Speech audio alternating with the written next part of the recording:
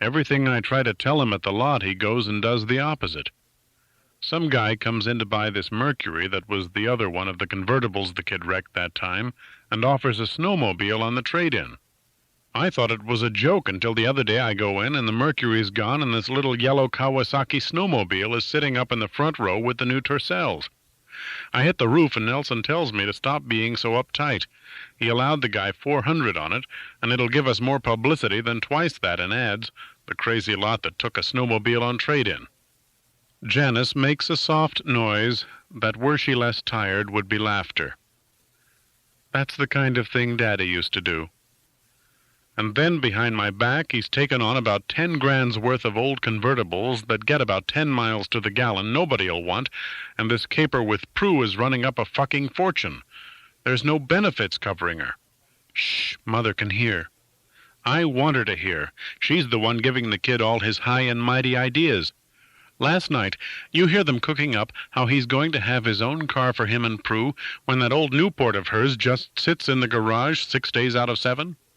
A muffled sound of chanting comes through the papered wall, Iranians outside the embassy demonstrating for the benefit of the TV cameras. Rabbit's throat constricts with frustration. I gotta get out, honey. Tell me about the house, Janice says, returning his hand to her pussy. How many rooms would it have? He begins to massage, dragging his fingers along the crease on one side, then the other, of the triangle, and then bisecting with a thoughtful stroke, looking for the fulcrum, the nub of it. Cindy's hair had looked darker than Janice's, less curly, alive maybe with needles of light, like the fur of Ma Springer's old coat. We wouldn't need a lot of bedrooms, he tells Janice. Just a big one for us, with a big mirror you can see from the bed. A mirror? Where'd you get the idea of a mirror? Everybody has mirrors now. You watch yourself fucking in them. Oh, Harry, I couldn't. I think you could.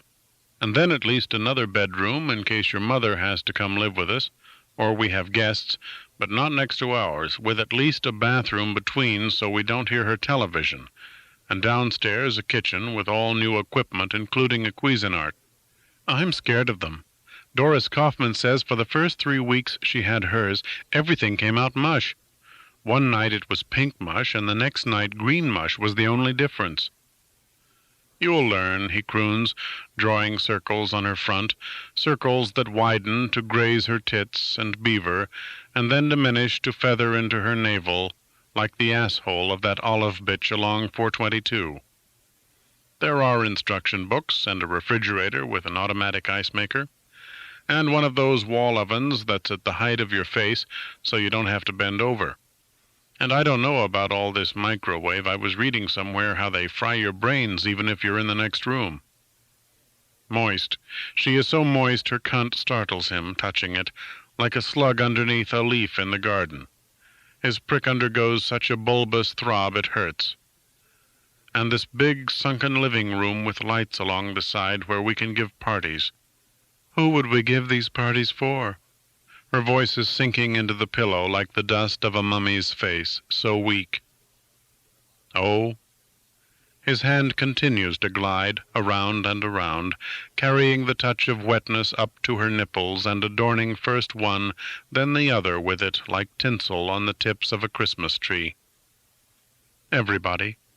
Doris Kaufman and all those other tennis lesbians at the Flying Eagle, Cindy Murcutt and her trusty sidekick Buddy Inglefinger, all the nice girls who worked their pretty asses off for a better America down at the Gold Cherry, all the great macho guys in the service and parts department of Springer Motors. Janice giggles, and simultaneously the front door downstairs slams. After visiting Prue, Nelson has been going to that bar that used to be the Phoenix and bumming around with that creepy crowd that kills time there. It oppresses Harry, this freedom. If the kid has been excused from evening floor duty to visit Prue for the week, then he has no business going out being stewed on the time. If the kid was so shook up when she took her tumble, he ought to be doing something better than this out of gratitude or penance or whatever. His footsteps below sound drunken, one plunked down on top of the other. Bump, bump. across the living room between the sofa and the Barcalounger, and past the foot of the stairs, making the china in the sideboard tingle, on into kitchen for one more beer. Harry's breath comes quick and short, thinking of that surly, puzzled face, sucking the foam out of one more can, drinking and eating up the world, and out of sheer spite at that. He feels the boy's mother at his side listening to the footsteps and puts her hand on his prick. In expert reflex, her fingers pump the loose skin of the sides. Simultaneous with Nelson's footsteps below as he treads back into the living room toward the Barcalounger, Harry thrusts as hard, as if into that olive chick's ass, into the socket Janice's wifely hand makes, and speeds up his hypnotic tracing of rapid, smooth circles upon the concave expectancy of her belly, assuring her hoarsely of the house he wants. You'll love it. You'll love it. Nelson says to Prue as they drive together into Brewer in Ma Springer's stately old navy blue Chrysler, "Now guess what? He's talked Mom into them getting a house. They've looked at about 6 so far, she told me. They all seem too big to her, but Dad says she should learn to think big. I think he's flipping out." Prue says quietly, "I wonder how much it has to do with us moving in." She had wanted them to find an apartment of their own, in the same general neighborhood as Slim and Jason and Pam, and couldn't understand Nelson's need to live with his grandmother. A defensive fury begins to warm him. "I don't see why any decent father would be glad to have us around. There's plenty of room. Mom shouldn't live by herself." "I think maybe it's natural," his wife offers, "in a couple that age, to want your own space." "What's natural, to leave old ladies to die all alone?" "Well, we're in the house now." "Just temporarily." "That's what I thought at first, Nelson, but now I don't believe you want us to have a place of our own. I'd be too much for you, just the two of us, you and me. I hate ticky-tacky apartments and condos." "It's all right, I'm not complaining. I'm at home there now. I like your grandmother. I hate crummy old inner-city blocks getting all revitalized with swish little stores catering to queers and stoned interracial couples. It all reminds me of Kent. I came back here to get away from all that phony stuff. Somebody like Slim acts so counterculture, sniffing coke and taking mesc and all that. You know what he does for a living? He's a biller for Diamond County Light and Power. He stuffs envelopes and is going to be head stuffer if he keeps at it for 10 more years. How's that for establishment? He doesn't pretend to be a revolutionary. He just likes nice clothes and other boys." "People ought to be consistent," Nelson says. "It isn't fair to milk the society and then sneer at it at the same time. One of the reasons I liked you better than Melanie was she was so sold on all this radical stuff, and I didn't think you were." "I didn't know," Prue says even more quietly, "that Melanie and I were competing for you. How much sexual was there between you two this summer?" Nelson stares ahead, sorry his confiding has led to this. The Christmas lights are up in Brewer already, red and green and shivering tinsel, looking dry and wilted above the snowless streets. The display a shadow of the seasonal glory he remembers as a boy, when there was abundant energy and little vandalism. Then each lamp-post wore a giant wreath of authentic evergreen, cut in the local hills, and a lifelike laughing Santa in a white and silver sleigh, and a line of 8 glassy-eyed reindeer, coated in what seemed real fur, were suspended along cables stretched from the second story of Kroll's to the roof of the cigar store building that used to be opposite. The downtown windows from below 4th up to 7th were immense, with painted wooden soldiers and camels and magi and golden organ pipes intertwined with clouds of spun glass. And at night the sidewalks were drenched with shoppers, and carols overflowing from the heated stores into air that prickled like a Christmas tree. And it was impossible not to believe that somewhere, in the dark beyond the city, baby Jesus was being born. Now it was pathetic. City budget had been cut way back, and half the downtown stores were shells. Prue insists, "Tell me. I know there was some." "How do you know?" "I know." He decides to attack. Let these young wives get the upper hand now, they'll absolutely take over. You don't know anything, he tells her. The only thing you know is how to hang on to that damn thing inside you. That you're really good at. Boy. Now she stares ahead, the sling on her arm a white blur in the corner of his vision. His eyes are stung by perforations of festive light in the December darkness. Let her play the martyr all she wants. You try to speak the truth and all you get is grief. Mom's old car feels silky but sluggish under him. All that metal they used to put in, even the glove compartment is lined with metal. When Prue goes silent like this, a kind of taste builds up in his throat, the taste of injustice. He didn't ask her to conceive this baby, nobody did. And now that he's married her, she has the nerve to complain he isn't getting her an apartment of her own. Give them one thing, they instantly want the next. Women, they are holes. You put one thing in after another, and it's never enough.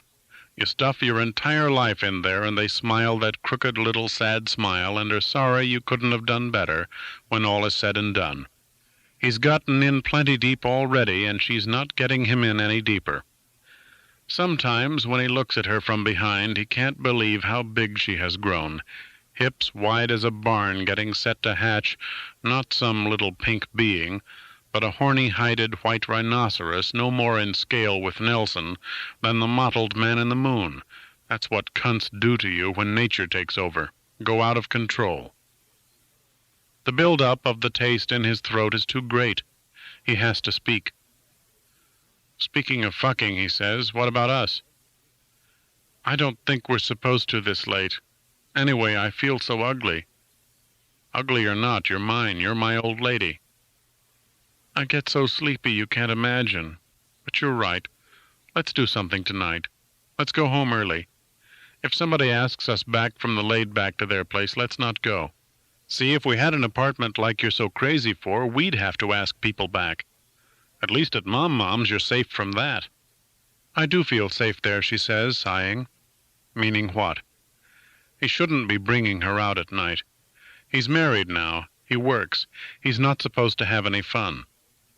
He dreads work. He wakes every work-day morning with a gnawing in his stomach, like he's the one with something inside him, that white rhinoceros.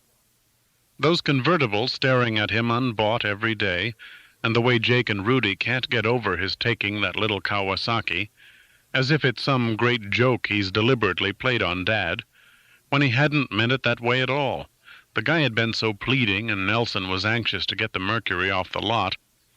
It reminded him every time he saw it of that time Dad had been so scoffing, wouldn't even listen. It wasn't fair. He had had to ram the two cars together to wipe that you've-got-to-be-kidding smirk off his face. On that showroom floor, it's like a stage where he hasn't quite learned the lines yet. Maybe it's the stuff he's been taking. Too much coke burns the septum out, and now they say pot really does rot your brain cells. The THC gets tucked in the fatty tissue and makes you stupid for months. All these teenage boys coming through with breasts now because something was suppressed when they were turning on at age 13. Nelson has these visions lately, though he's standing upright with his eyes open, people with holes where their noses should be because of too much coke, or Prue lying there in the hospital with this pink-eyed baby rhinoceros. Maybe it has to do with that cast on her arm, dirty and crumbling at the edges now, the gauze underneath the plaster fraying through. And Dad, he's getting bigger and bigger, never jogs anymore. His skin glows like his pores are absorbing some food out of the air. One of the books Nelson had as a child, with those stiff, shiny cartoon covers and a black spine like electrical tape, had a picture in it of a giant, his face all bumpy and green with hairs coming out of it here and there, and smiling. That made it worse, that the giant was grinning, looking in, with those blubbery lips and separated teeth giants have. Looking into some cave where two children, a boy and a girl, brother and sister probably, who were the heroes of the story, are crouching, silhouettes in shadow. You see only the backs of their heads. They are you, looking out, hunted, too scared to move a muscle or breathe a breath as the great, bumpy, gleeful face fills the sunny mouth of the cave. That's how he sees Dad these days. He, Nelson, is in a tunnel, and his father's face fills the far end where he might get out into the sun. The old man doesn't even know he's doing it. It comes on with that little nibbly sorry smile, a flick of dismissal as he pivots away, disappointed. That's it. He's disappointed his father. He should be something other than he is. And now at the lot all the men, not just Jake and Rudy, but Manny and his mechanics, all grimy with grease, only the skin around their eyes white, staring, see that too. He is not his father, lacks that height, that tossing off that Harry Angstrom can do. And no witness but Nelson stands in the universe to proclaim that his father is guilty, a cheat and coward and murderer. And when he tries to proclaim it, nothing comes out. The world laughs as he stands there with open mouth, silent. The giant looks in and smiles, and Nelson sinks back deeper into the tunnel. He likes that about the laid-back, the tunnel snugness of it, and the smoke and the booze and the joints passed from hand to hand under the tables, and the acceptance, the being all in the smoky tunnel together. Rats, losers, who cares? You didn't have to listen to what anybody said because nobody was going to buy a Toyota or insurance policy or anything anyway. Why don't they make a society where people are given what they need and do what they want to do? Dad would say that's fantastic, but it's how animals live all the time. I still think you fucked Melanie, Prue says, in her dried-up slum cat's flat voice. One track and that's it. Without breaking, Nelson swings the big Chrysler around the corner where that shaggy park blocks the way down Weiser Street. Pine Street has been made one way, and you have to approach it from around the block, so Prue doesn't have too far to walk. "Oh, what if I did?" he says. "You and I weren't married. What does it matter now?" "It doesn't matter because of you. We all know you'll grab anything you can get, you're so greedy. It matters because she was my friend. I trusted her. I trusted you both. For Christ's sake, don't snivel." "I'm not sniveling." But he foresees how she will sit there beside him in the booth, sulking, and not saying anything, not listening to anything but that kicking in her belly, her broken arm making her look even more ridiculous, belly and sling and all, and picturing it that way makes him feel a little sorry for her, until he tells himself it's his way of taking care of her, bringing her along when a lot of guys wouldn't. "Hey," he says gruffly. "Love you." "Love you, Nelson," she responds, lifting the hand not in a sling from her lap, as he lifts one of his from the wheel to give hers a squeeze. Funny, the fatter the middle of her is getting, the thinner and drier her hands and face seem.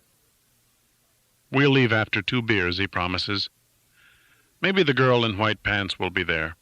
She sometimes comes in with that big dumb Jamie, and Nelson can tell it is she who gets them there. She digs the scene, and he doesn't. The laid-back under this new name is such a success that parking along Pine is hard to find. He wants to spare Prue at least a long walk in the cold, though the doctor says exercise is good. He hates the cold.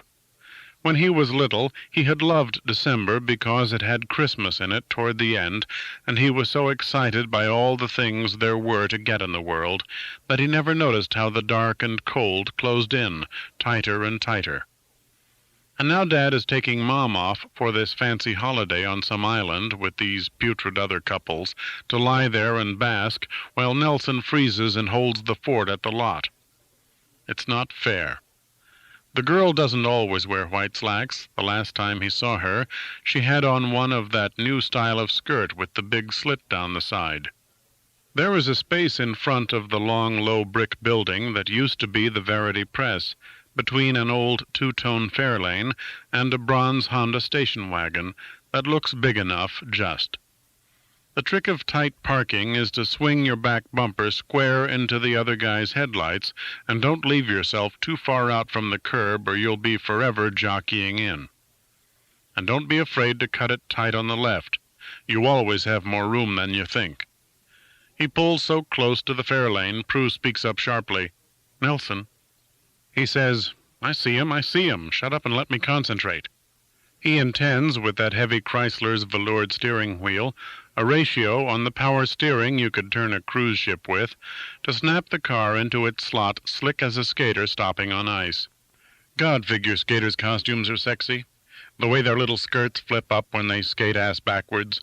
And he remembers, straining to see the Honda's rather low little headlights, how that girl's slit skirt fell away to show a whole long load of shining thigh before she arranged herself on the bar stool, having given Nelson a brief, shy smile of recognition. Mom's ponderous Chrysler slips into reverse, and his anticipation of ideal liquid motion is so strong he does not hear the subtle grinding of metal on metal until it has proceeded half the car's length, and Prue is yelping, "Jesus, like she's having the baby now." Webb Merkett says gold has gone about as far as it can go for now. The little man in America has caught the fever, and when the little man climbs on the bandwagon, the smart money gets off. Silver, now that's another story. The Hunt brothers down in Texas are buying up silver futures at the rate of millions a day, and big boys like that must know something. Harry decides to change his gold into silver. Janice wants to come downtown anyway to do some Christmas shopping, so he meets her at the crepe house, that she still calls Johnny Fry's, for lunch. And then they can go to the Brewer Trust with the safe deposit key and take out the 30 Krugerrand Harry bought for $11,314.20 3 months before. In the cubicle the bank lets you commune with your safe deposit box in, he fishes out from behind the insurance policies and U.S. savings bonds the 2 blue-tinted cylinders like dollhouse toilets, and passes them into Janice's hands, one into each, and smiles when her face, as if at the first entry of a good fuck, acknowledges with renewed surprise the heft, the weight of the gold. Solid citizens by this extra degree, then, the 2 of them walk out between the great granite pillars of the Brewer Trust into the frail December sunlight and cross through the forest, where the fountains are dry and the concrete park benches are spray-painted full of young people's names, and on down the east side of Weiser, past 2 blocks of stores doing a thin Christmas business. Underfed little Puerto Rican women are the only ones scuttling in and out of the cut-rate entranceways, and kids who ought to be in school, and bleary retirees in dirty padded parkas and hunters' hats, with whiskery loose jaws. The mills have used these old guys up and spit them out. The tinsel of the wreaths hung on the aluminum lamp-posts tingles, audibly shivering, as Harry passes each post. Gold, gold, his heart sings, feeling the weight balanced in the 2 deep pockets of his overcoat, and swinging in time with his strides. Janice hurries beside him with shorter steps, a tidy, dense woman, warm in a sheepskin coat that comes down to her boots, clutching several packages whose paper rattles in this same wind that stirs the tinsel. He sees them together in the flecked, scarred mirror next to a shoe-store entrance, him tall and unbowed and white of face, her short and dark and trotting beside him in boots of oxblood leather zippered tight to her ankles, with high heels, so they thrust from her swinging coat with a smartness of silhouette, advertising as clear as his nappy black overcoat and Irish bog hat that he is all set, that they are all set, that their smiles as they walk along can afford to discard the bitter blank glances that flicker toward them on the street, then fall away. Fiscal Alternatives, with its long, thin Venetian blinds, is in the next block, a block that once had the name of disreputable, but with the general sinking of the downtown, is now no worse than the next. Inside, the girl with platinum hair and long fingernails smiles in recognition of him, and pulls a beige chair over from the waiting area for Janice. After a telephone call to some far-off trading floor, she runs some figures through her little computer, and tells them, as they sit bulky in their coats at the corner of her desk, that the price of gold per ounce had nearly touched $500 this morning, but now she can offer them no more than $488.75 per coin, which will come to, her fingers dance unhampered by her nails, the gray display slot of the computer staggers forth with its bland magnetic answer, $14,662.50. Harry calculates inwardly that he has made $1,000 a month on his gold, and asks her how much silver he can buy for that now. The young woman slides out from under her eyelashes a glance, as if she is a manicurist deciding whether or not to admit that she does, in the back room, also give massages. At his side, Janice has lit a cigarette, and her smoke pours across the desk and pollutes the relationship this platinum-haired girl and Harry have established. The girl explains, "We don't deal in silver bullion. We only handle silver in the form of pre-65 silver dollars, which we sell under melt value." "Melt value?" Harry asks. He had pictured a tidy ingot that would slip into the safe deposit box snug as a gun into a holster. The salesgirl is patient, with something sultry about her dispassion. Some of the silky weightiness of precious metals has rubbed off onto her. You know, the old-fashioned cartwheel. She makes an illustrative circle with dagger-like forefinger and thumb, the U.S. Mint put out until 15 years ago. Each one contains .75 troy ounces of silver. Silver this noon was going for... He consults a slip on her desk next to the vanilla push-dial telephone. $23.55 a troy ounce, which would make each coin, irrespective of collector value, worth, the calculator again, $17.66. But there's some wear on some of the coins, so were you and your wife to decide to buy now, I could give you a quote under that. "These are old coins?" Janice asks, that Moss-Bringer edge in her voice. "Some are, some aren't," the girl answers coolly. "We buy them by weight from collectors who have sifted through them for collector value." This isn't what Harry had pictured, but Webb had sworn that silver was where the smart money was. He asks, "How many could we buy with the gold money?" A flurry of computation follows. $14,662.50 would convert to the magical number of 888.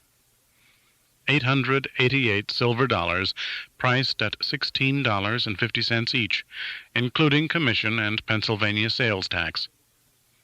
To Rabbit, 888 seems like a lot of anything, even matchsticks. He looks at Janice. "Sweetie, what do you think?" "Harry, I don't want to think. It's your investment." "But it's our money. You don't want to just keep the gold." "Webb says silver could double if they don't return the hostages." Janice turns to the girl. "I was just wondering, if we found a house we wanted to put a down payment on, how liquid is this silver?" The blonde speaks to Janice with new respect, at a softer pitch, woman to woman. "It's very liquid, much more so than collectibles or land. Fiscal Alternatives guarantees to buy back whatever it sells. These coins today, if you brought them in, we'd pay," she consults the papers on her desk again, $13.50 each. "So we'd be out $3 times 888, Harry says. His palms have started to sweat. Maybe it's the overcoat. Make a little profit in this world, and right away the world starts scheming to take it from you. He wishes he had the gold back. It was so pretty, that little delicate deer on the reverse side. "Oh, but the way silver's been going," the girl says, pausing to scratch at some fleck of imperfection adjacent to the corner of her lips. "You could make that up in a week. I think you're doing the smart thing." "Yeah, but as you say, suppose the Iran thing gets settled," Harry worries. "Won't the whole bubble burst?" "Precious metals aren't a bubble. Precious metals are the ultimate security. I myself think what's brought the Arab money into gold was not so much Iran as the occupation of the Great Mosque. When the Saudis are in trouble, then it's really a new ball game." "A new ball game, hey?" "Okay," he says, "let's do it. We'll buy the silver." Platinum Hair seems a bit surprised, for all of her smooth sales talk, and there is a long hassle over the phone locating so many coins. At last, some boy she calls Lyle brings in a gray cloth sack, like you would carry some leftover mail in. He is swaying with the effort and grunts right out, lifting the sack up onto her desk. But then he has a slender build, with something faggy about him, maybe his short haircut. Funny how that swung completely around. The squares let their hair grow now, and the fags and punks are the ones with butches. Harry wonders what they're doing in the Marines, probably down to their shoulders. This Lyle goes off after giving Harry a suspicious squint, like he's bought not only the massage, but the black leather and whip trick, too. At first Harry and Janice think that only the girl with the platinum hair and all but perfect skin may touch the coins. She pushes her papers to one side of her desk and struggles to lift a corner of the bag. Dollars spill out. Damn. She sucks at a fingernail. You can help count if you would. They take off their coats and dig in, counting into stacks of 10.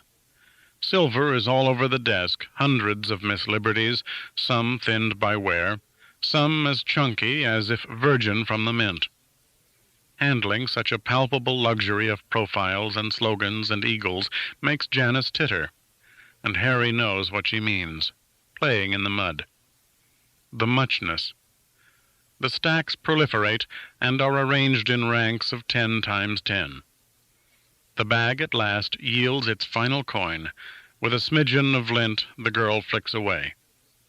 Unsmiling, she waves her red-tipped hand across her stacks. I have 390. Harry taps his stacks and reports 240. Janice says of hers, 258. She beat him. He is proud of her. She can become a teller if he suddenly dies. The calculator is consulted. 888. Exactly right, the girl says, as surprised as they. She performs the paperwork and gives Harry back 2 quarters and a $10 bill in change. He wonders if he should hand it back to her as a tip. The coins fit into 3 cardboard boxes the size of fat bricks. Harry pulls them one on top of another, and when he tries to lift all 3, Janice and the girl both laugh aloud at the expression on his face. My God, he says, what do they weigh? The platinum-headed girl fiddles at her computer. If you take each one to be a troy ounce at least, it comes to 74 pounds. There are only 12 ounces troy measure in a pound. He turns to Janice. You carry one. She lifts one, and it's his turn to laugh at the look on her face, her eyelids stretched wide. I can't, she says. You must, he says. It's only up to the bank. Come on, I got to get back to the lot. What'd you play all that tennis for if you don't have any muscles? He is proud of that tennis. He is performing for the blonde girl now, acting the role of eccentric Penn Park knob. She suggests, maybe Lyle could walk up with you. Rabbit doesn't want to be seen on the street with that fag. We can manage. To Janice he says, just imagine you're pregnant. Come on, let's go. To the girl he says, she'll be back for her packages. He picks up 2 of the boxes and pushes the door open with his shoulder, forcing Janice to follow.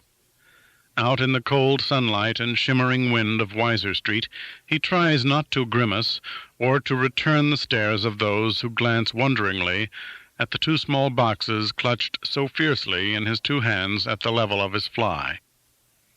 A black man in a blue watch cap, with bloodshot eyes like marbles dropped in orange juice, halts on the pavement and stumbles a step toward Harry. Hey, buddy, you want to help out a friend? Something about these blacks, they really zero in on Rabbit. He pivots to shield the silver with his body, and its swung weight tips him, so he has to take a step. In moving off, he doesn't dare look behind him to see if Janice is following. But standing on the curb next to a scarred parking meter, he hears her breathing and feels her struggle to his side. This coat is so heavy, too, she pants. Let's cross, he says. In the middle of the block? Don't argue, he mutters, feeling the puzzled black man at his back. He pushes off the curb, causing a bus halfway down the street to hiss with its brakes. In the middle of the street, where the double white line once wobbled in summer's soft tar, he waits for Janice to catch up.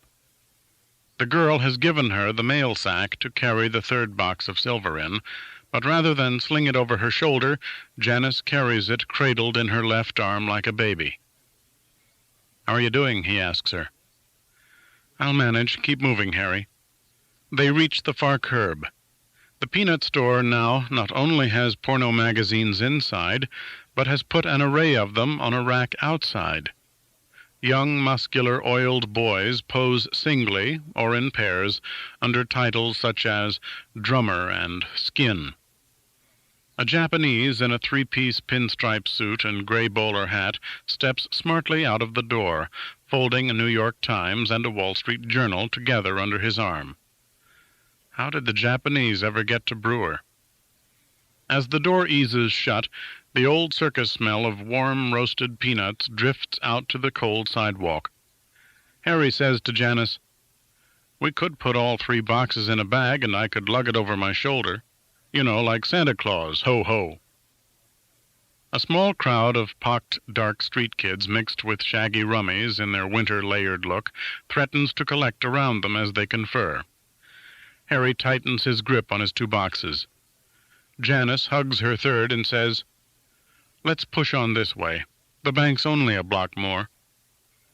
Her face is flushed and bitten by the cold, her eyes squinting and watering, and her mouth a determined slot. "A good block and a half," he corrects. Past then the Brewer Wallpaper Company with its display rolls stiffening in the dusty windows like shrouds, past Blimline sandwiches and Manderbach wholesale office supplies, and a narrow place jammed with flat boxes called Hobby Heaven, past the cigar store with its giant rusting YB sign, and the ornately iron-barred windows of the old Conrad Weiser Oyster House, that now promises live entertainment in desperate red letters on its dark doors. Across 4th Street, when the light at last turns green, past the long glass block-inlaid facade of the Acme they say is going out of business at the end of the year, past Hollywood Beauty Supplies and Imperial Floor Coverings and Zenith Auto Parts and Accessories, with its Swedish baked smell of fresh tires and window of chrome tailpipes, they go, man and wife, as the wind intensifies and the sparkling sidewalk squares grow in size. The squared-off weight in Harry's hands has become a furious thing, burning his palms, knocking against his crotch. Now, when he would almost welcome being robbed, he feels that the others on this west side of the street are shying from them, as somehow menacing, distorted into struggling shapes by the force fields of their paper boxes. He keeps having to wait for Janice to catch up, while his own burden, double hers, pulls at his arms. The tinsel wound around the aluminum lamp-posts vibrates furiously. He is sweating across his back beneath his expensive overcoat, and his shirt collar keeps drying to a clammy cold edge. During these waits he stares up Weiser toward the mauve and brown bulk of Mount Judge. In his eyes as a child God had reposed on the slopes of that mountain, and now he can imagine how through God's eyes, from that vantage, he and Janice might look below. 2 ants trying to make it up the sides of a bathroom basin. They pass a camera store advertising Afghan film, the Hexaray boutique with its mannequins flaunting their nippleless boobs through transparent blouses and vests of gold mail, a Rexall's with pastel vibrators among the suggested Christmas gifts in the windows festooned with cotton and angel hair, the Crepe House with its lunching couples, the locally famous cigar store saved as an act of historical preservation, and a new store called Pedalise, specializing in male and female footwear for jogging and tennis and even racquetball and squash, that young couples or pairs of young singles do together these days, to judge from the big cardboard blow-ups in the window. The dacron-clad girl's honey-colored hair lifts like air made liquid as she laughingly strokes a ball on easy feet. Next, at last, the first of the 4 great granite columns of the Brewer Trust looms. Harry leans his aching back against its Roman breadth while waiting for Janice to catch up. If she's robbed in this gap between them, it will cost them a third of $14,652, or nearly $5,000. But at this point the risk doesn't seem so real. Some distance away he sees spray-painted on the back of one of the concrete benches in the mall of trees a slogan, "Skeeter lives." If he could go closer, he could be sure that's what it says. But he cannot move. Janice arrives beside his shoulder. Red-faced, she looks like her mother. "Let's not stand here," she pants. Even the circumference of the pillar seems a lengthy distance as she leads him around it and pushes ahead of him through the revolving doors. Christmas carols are pealing within the great vaulted interior. The high-groined ceiling is painted blue here in every season, with evenly spaced stars of gold. When Harry sets his 2 boxes down on one of the shelves where you write checks, his relieved body seems to rise toward this false sky. The teller, a lady in an orchid pantsuit, smiles to be readmitting them to their safe deposit box so soon. Their box is a 4x4, narrower, they discover, than the boxes of silver dollars 3 rows abreast. Hearts still laboring, their hands still hurting, Harry and Janice are slow to grasp the disparity once the frosted glass door has sealed them into the cubicle. Harry several times measures the width of one paper lid against the breadth of tin before concluding, "We need a bigger box." Janice is delegated to go back out into the bank and request one. Her father had been a good friend of the manager. When she returns, it is with the news that there has been a run lately on safe deposit boxes, that the best the bank could do was put the Angstroms on a list. The manager that Daddy knew has retired. The present one seemed to Janice very young, though he wasn't exactly rude. Harry laughs. "Well, we can't sell 'em back to Blondie down there. It'd cost us a fortune. Could we dump everything back in the bag and stuff it in?" Crowded together in the cubicle, he and Janice keep bumping into each other, and he scents rising from her for the first time a doubt that he has led them well in this new inflated world, or perhaps the doubt he scents arises from him. But there can be no turning back.